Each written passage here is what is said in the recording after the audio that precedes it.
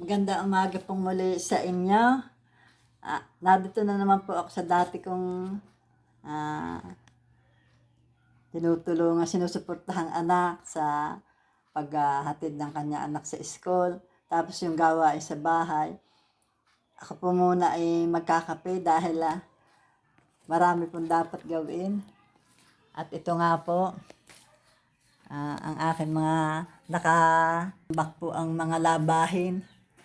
Nakatambak po, nasabong ko na po ito. Hindi po ako gumagamit ng washing machine. Ako'y nag-aarimanan po sa kuryente. At saka po, ililipat pa po aring washing machine. Kahirap naman pong magbuhat na inaririnig po ang washing machine. Ay ililipat pa po doon. Ay ako po yung nahihirapang magbuhat, mabigat.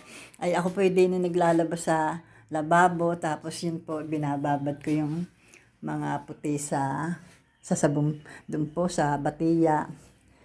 Ay ako po muna ay magkakape. Nasabong ko na naman po, ay akin na lamang pong hahawhawan. Ay magkakape muna. Tayo muna po magkape. At may kaunti po din tinapay makapagkape muna. Gan po sa inyo. At sa maghapon po patuloy tayong maging magalak para kahit po masyadong mahirap yung trabaho, kapag po tayo laging nagagalak una sa Panginoon na binibigyan tayo ng lakas, kagalakan, ay hindi po natin mararamdaman yung kapaguran. Naroon pa rin po yung kasiyahan. Kaya nga po, ari po, tayo magkakape muna. Babanaw po ako ng kape. Salamat po at kumusta po kayong lahat.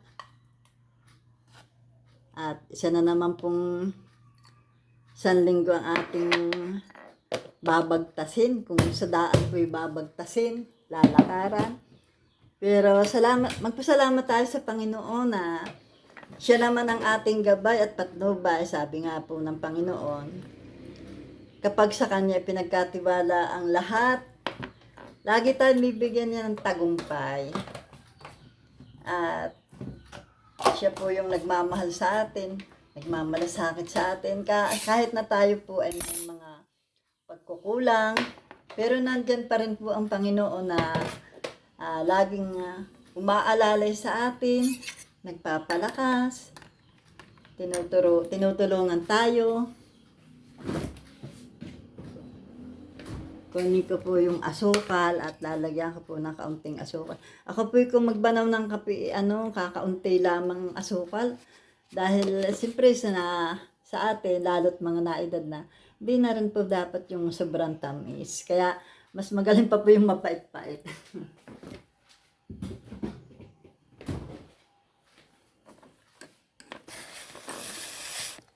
Tayo po magkape.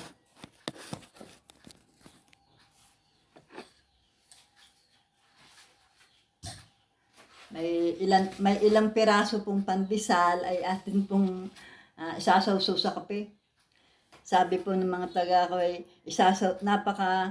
napakalinis pala po ng Pilipino. Hinuhugasan muna ang tinapay bago kainin. Sinasawsaw sa kape. Sinasawsaw po sa kape. Ay, siyempre, yun na po ang ating nakaguys na isasawsaw ang tinapay sa kape. Kape po tayo at